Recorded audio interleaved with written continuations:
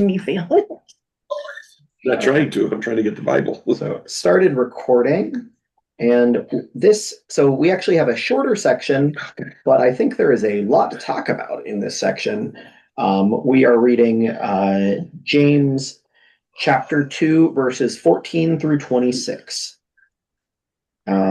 I don't think there's a good place to pause in the middle of this section, especially for anyone who's using a paraphrase translation, because sometimes they combine the verses, and I don't know where verses would be combined here. So I think we'll just go ahead and read this all in one shot. It's only 12 verses, so it's one of the shorter sections that we're doing. But that's what we've got for this week is chapter 2, verses 14 through 26. Would someone be willing to read that passage?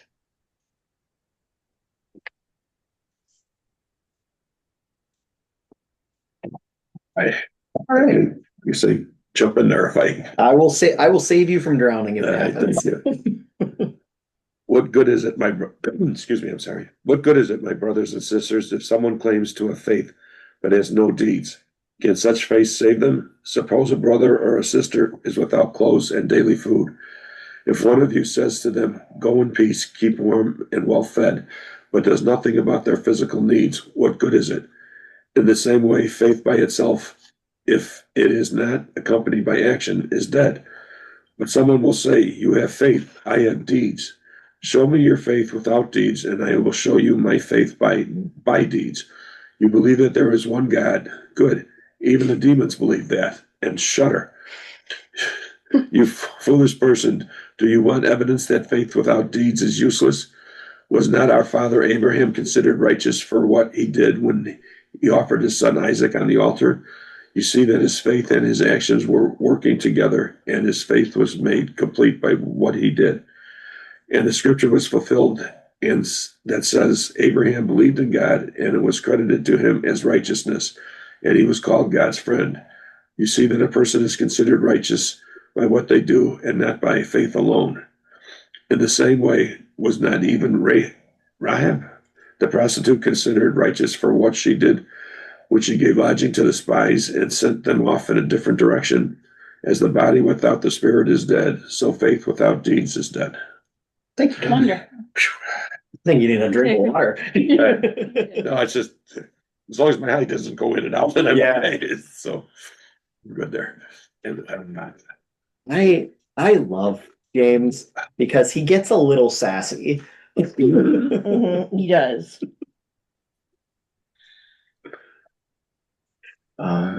And did anything? What stuck out to people? I know that there was a lot there, but there was no good spot to kind of stop in the middle there to break it up into two pieces. Go in peace, keep warm and well fed, and then doesn't do anything. I do that all the time. Like, be well. I feel like, or I'll pray for you. Every time that prayer is not nothing, but I don't know. Sometimes you just wish well on people, but you don't do much about it. Yeah. I felt sort of convicted by that one. There's a thing I can't think of. I'm trying to find it. But it says something along the lines of prayer without accord and action is meaningless prayer that is heard by no God, blah, blah, blah. And I don't mean that it's heard by no God. I think that prayer is important. But it's true that if we do nothing, and there's something you said about wear warm clothes and stuff and walking away, but are we not doing anything when we dropped off socks at church? So maybe we didn't give to that person, but there are ways we're giving in other times. But yet prayer without nothing. If I wish I feel better, and I wish I feel better, but I don't go to the doctor, or if I'm giving medication and I don't take it, and there's reasons people don't, and I'm not downplaying that. I think that sometimes we do need to make the best decision for us. But if we just try to pray to be better, health-wise, not a better human, you got to do something about it. God gave us resources. Or, we need to use the resources God gave us and we need to participate in those resources. Mhm. And again, I used to tell the kids when people are begging for money, like downtown and stuff, I said, I don't give typically to those people. But when the people have the newspapers, there's a program that the homeless can work at. Yeah. I said, I'll give to Streetwise, or we can give, we used to go to a homeless shelter once in a while and stuff. So I said, we might not be giving to somebody on the street, but we are helping homeless in this way. To which they responded, well, not, don't give us money to give it to anybody. I'm like, okay, well. Oh, if I have cash in my wallet and Kendall is with me, it's going to the person we see. Sophie has also given money to some guy in a lunch break and who wasn't homeless. I just looked at her and I was like, I'm just on lunch. She's like, I know, but she wanted to give you money. That's so funny. I get that.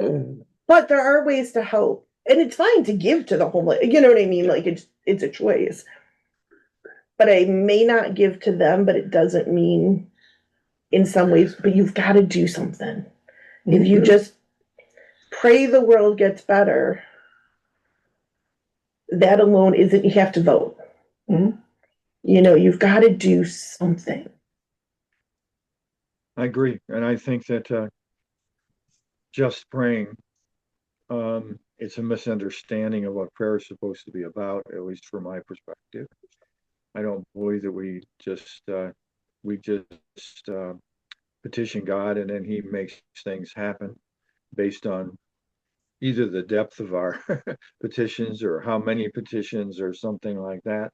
I think prayer, for me anyway, it doesn't change God's mind so much as it changes our mind. Yeah. Prayer prepares us to go out and be the hands and feet and mouth and whatever. Yeah, the famous Teresa of Avila prayer, Christ has no hands but ours, no feet but ours. Yeah, I was thinking the same. It's a misunderstanding of faith too. I think you can get confused, and I think James is reacting against at least a misunderstanding or a misapplication of what Paul means by faith. Paul's faith was not just an intellectual assent to creeds. His faith was a life-changing dependence, belief in the goodness of God and what that means for us, what our lives should be as a result. So I think a lot of the conflict here may not be essentially necessarily between James and Paul so much as just misunderstandings and misapplications of what they're trying to say here.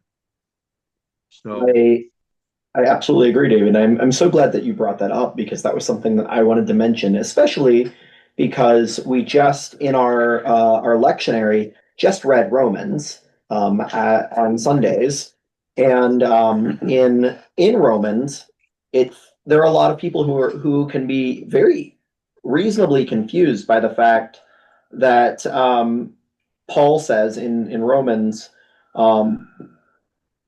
what are we to say was gained by Abraham, our ancestor according to the flesh? For if Abraham was justified by works, then he has something to boast about, but not before God. For what does Scripture say? Abraham believed God, and it was reckoned to him as righteousness. Now to one who works, wages are not reckoned as a gift, but as something due. But to one who without works trusts him who justifies the ungodly, such faith is reckoned as righteousness. And so they're both using the example of Abraham, which I think can be confusing. And I think the important distinction is that Paul and James understand the word works differently. So works in James is these things that we're doing to care for our brothers and sisters. And it's very explicit about that. The works that Paul is talking about in Romans is Jewish law. So circumcision, keeping dietary restrictions, not necessarily charitable works that are helping other people. And so that's the distinction, that these are not opposed to each other. They're just talking about different things, and they both just happen to be using Abraham. Paul's talking about justification. He's talking about what makes us a Christian, enables us to be be Christians. He's not talking about how we should live because we're Christians too. And I think that's a distinction, and we need to, unfortunately, right now, it's a distinction that we don't make well in our culture. Because if you view the important thing as justification, just buying fire insurance, eternal fire insurance, so that you're going to heaven and rather than hell when you die, then these other things, talking about doing these other things that James is concerned about, that Christians ought to be doing. If you define being a Christian just as making someone saved, then these other things are not going to assume very much importance, and we need to in some way bring these things together and understand that yes, we do have to have a right relationship with God. I think when we do that, then we do the right types of works. Even if we're doing good works, we can do them for bad reasons. We can do them to make ourselves feel good, or there's any number of ways of doing that. But I think as a Christian, we need to understand there's pray like it all depends on God, and work, do things like it all depends on us. So it's, you need to work those things together. So yeah, and it makes me so sad when I hear Christians or people purporting to be Christians in our government, and people that are following certain ways of thinking that say, well, it's all about faith. And then they'll say, well, it's not up to government. And, they put this in a whole different context. The world they were living in right then. The only way good works could be done was when people individually or small groups did them.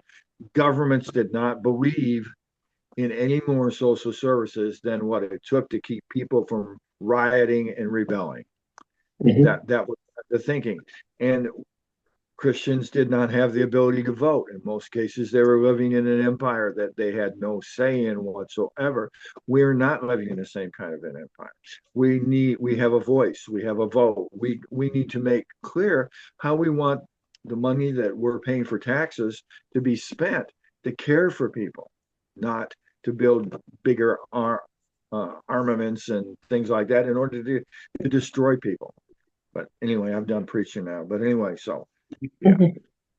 And in fact, much of our social safety net programs was created by the social gospel movement in the early 20th century, by Christians who were seeking to use the structures that we had to make the world, to bring about God's kingdom in our world.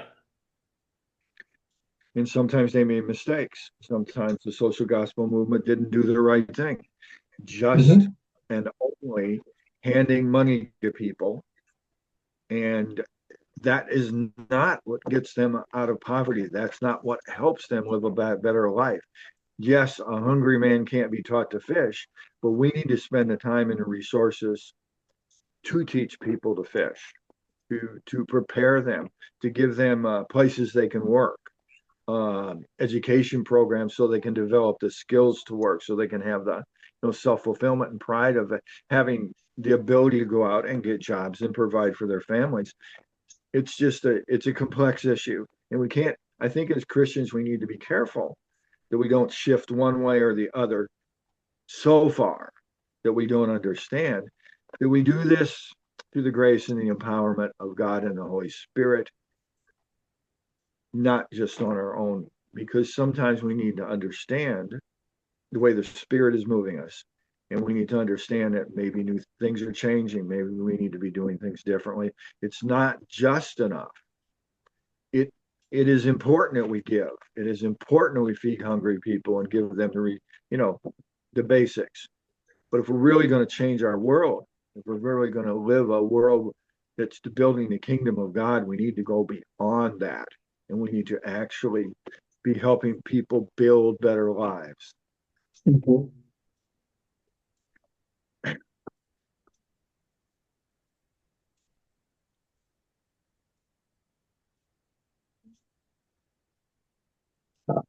It's just being, I don't I don't know who, I think it was you, Jackie, talking about the people who are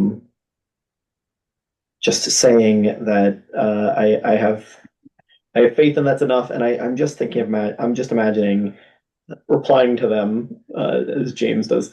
Even the demons believe that, and I guess Always good. It Even makes the me think of demons your believe in God, parents. right? it's Makes me think of your a parents. good response. Just that, like, grandma would try to pray everything better. I mean, they did go to doctors and stuff, but I feel like grandma had such strong faith Mhm.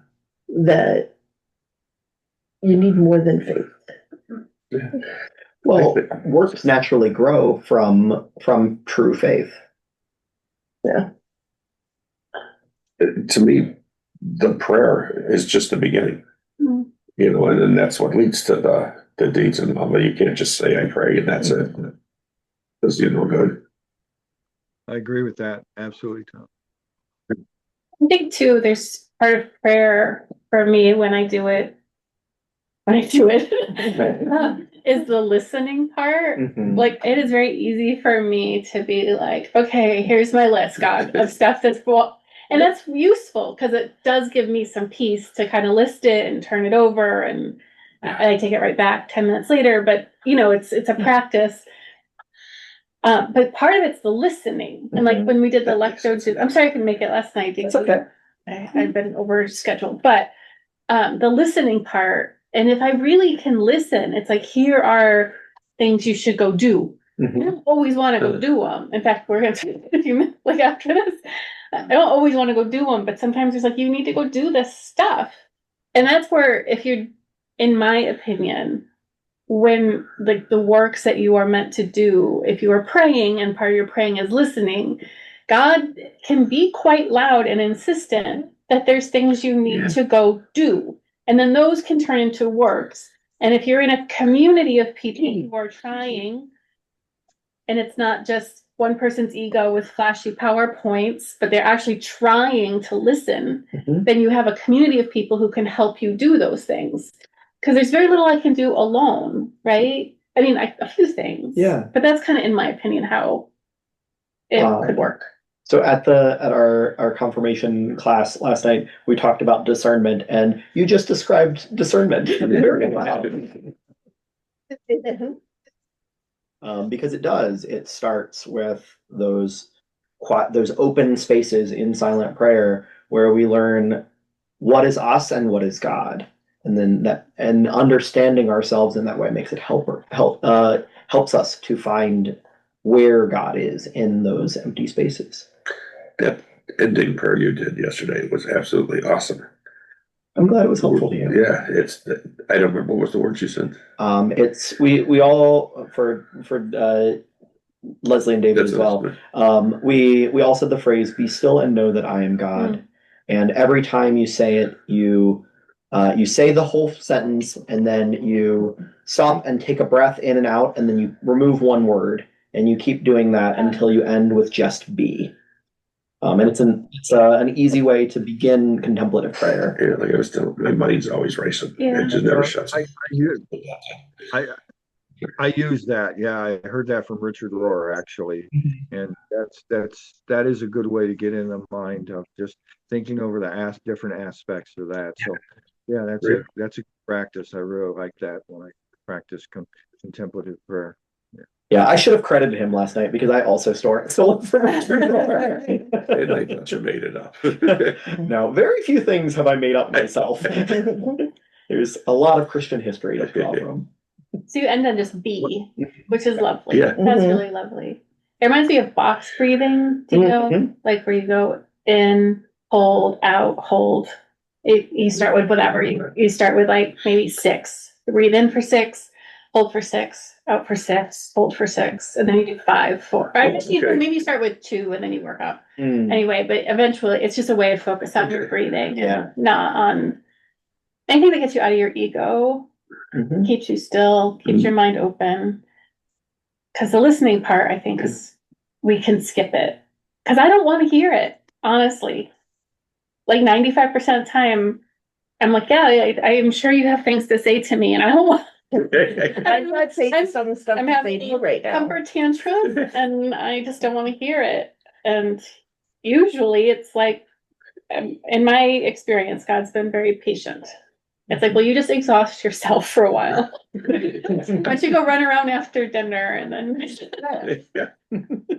after you touch your bath and your snack, we'll talk again. God is patient, God is kind. Because I'm a toddler. One of my favorite stories in the Bible is the story of Elijah, when all of the other prophets have been killed and he is on the run and he says, I just want to die, God, get me out of this. And God says, go under this tree, eat a snack, take a nap. And then he wakes up and he feels so much better. Like the realness to that, like, look, sometimes we need to just take a snack, take some time. Like, that's real. Mhm. Like, And God, in my opinion, experience is patient.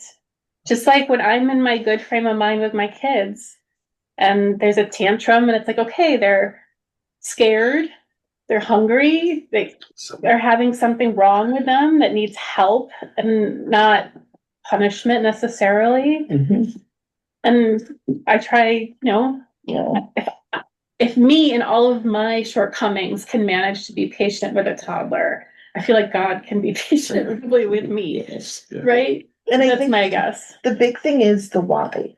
So when there's a temper tantrum, we've got to calm ourselves enough to figure out the why. And sometimes the why is because you're being a brat, but Mhm. it's not always that. Sometimes it's a hard day at school, or I have tinnitus. So if I don't have my hearing aid in, I hear buzzing constantly. Mike was funny because I went to Ohio, but I went by myself, and he asked me about 12 times if I brought my hearing aid charger.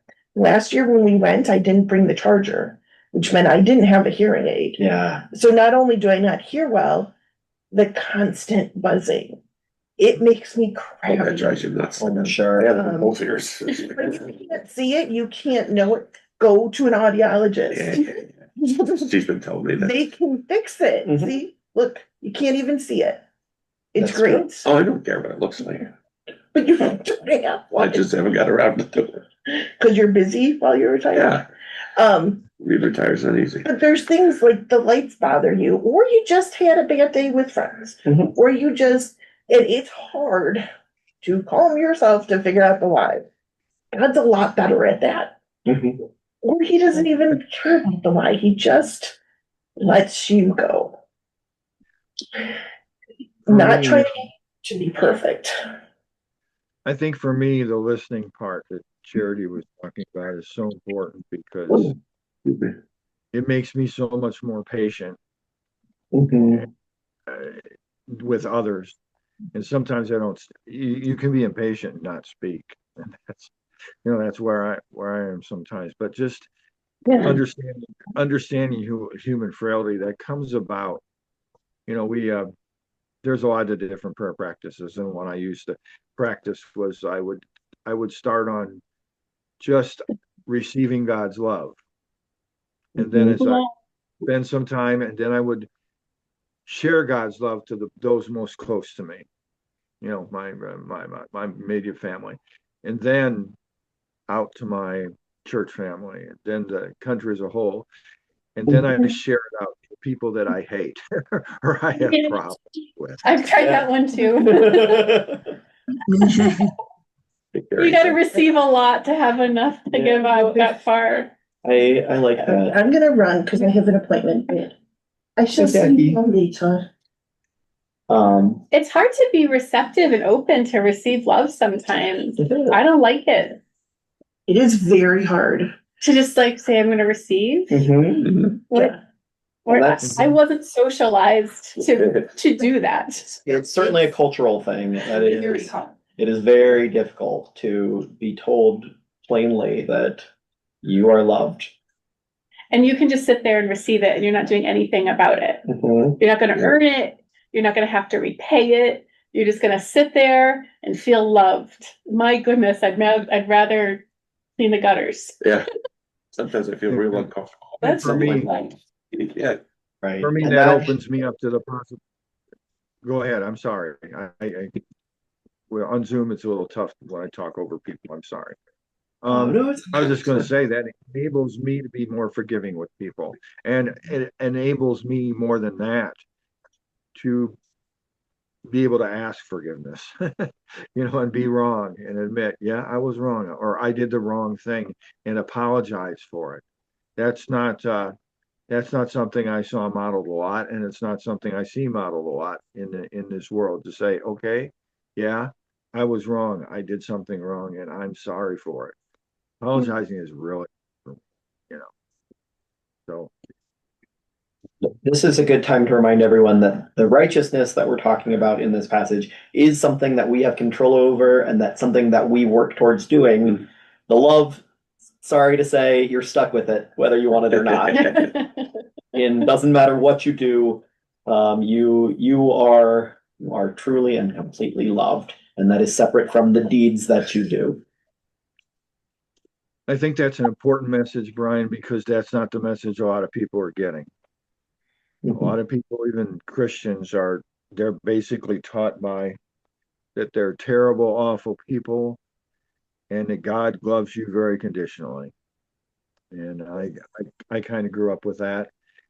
Yeah. There's a certain element to that, to Catholicism, Roman Catholicism, into fundamental, especially not necessarily fundamentalism, but the evangelicalism. I came up with the holiness theology, the idea that, once you're saved, you can still lose your salvation, that God can still judge you, and that every moment you're walking and if you don't do the right thing, God's just ready to smite you. And living, understanding that we are loved and we're not on a ragged edge. That's a very important message, because a lot of this folk theology we see now is people are absolutely responsible for everything they do. They need to be held responsible, and we none of us are really very worthwhile, and we hear that a lot. That's the folk theology that's very much part of the whole MAGA movement. That we're getting what we deserve. If people are hungry, if they don't have enough, that's their fault. So it's. I think if you really, and I can be wrong, but if you really feel completely loved, then it's very natural for you to want to do things for people. Oh, yeah. Right? I think it doesn't, like, that's where maybe the works come in. Right. And I think it's very easy to be like, I want people to think I'm good, so I'm going to do a whole bunch of things, and I'm going to make sure they're very visible. And I'm going to tell people about them, and everyone's going to think I'm great. And then once all these people around me tell me I'm great, I might feel better. Yeah. And people get very burned out. Just not good that way. Right? People get very, very burned out, and they end up doing things for other people that aren't necessarily helpful. Right? Yeah. And if it goes the other way, where you're fully full up, Right. and you're like, yep, I'm walking around feeling maybe not happy every day, but loved by the creator of the universe. That's a pretty weighty thing to have in your back pocket. Yeah. And then to go do things for people. If they don't like what you're doing, you're like, oh, it's easy to apologize because I'm good in myself. It's easy to say, oh, I'm sorry, is that not what you wanted? It's okay. Yeah. Is there something else I can do for you, or you just want to be left alone? And it's easy to hear no. Right. Instead of forcing a bowl of soup down someone's throat while you preach at them in their ear. Sorry, seen that happen. Jeez. But I think it's part of living also in the community of love and faith and good works, in that we can support one another, we can help one another, we can even sometimes say, hey, maybe you're doing too much. Maybe you're, just supporting one another, truly loving one another through our acts, not just outside, but this is, James is talking about acts specifically within the body of believers within there that you're reaching out and helping them at the point of their need. Yeah. I like it. We're at the end of our time. Thank you all for sharing. This is a very good conversation. I really appreciate it. It's a great passage. And we have 3 more weeks of Lent and 3 more chapters of James. So each week is a chapter because they're all between 18 and 20 verses. And so that's a reasonable amount to do. Sounds good. Even so. All right. All right. Well, thank you, everyone. I'm not sharing and stop recording. Jerry, I wanted to talk to you. Yeah.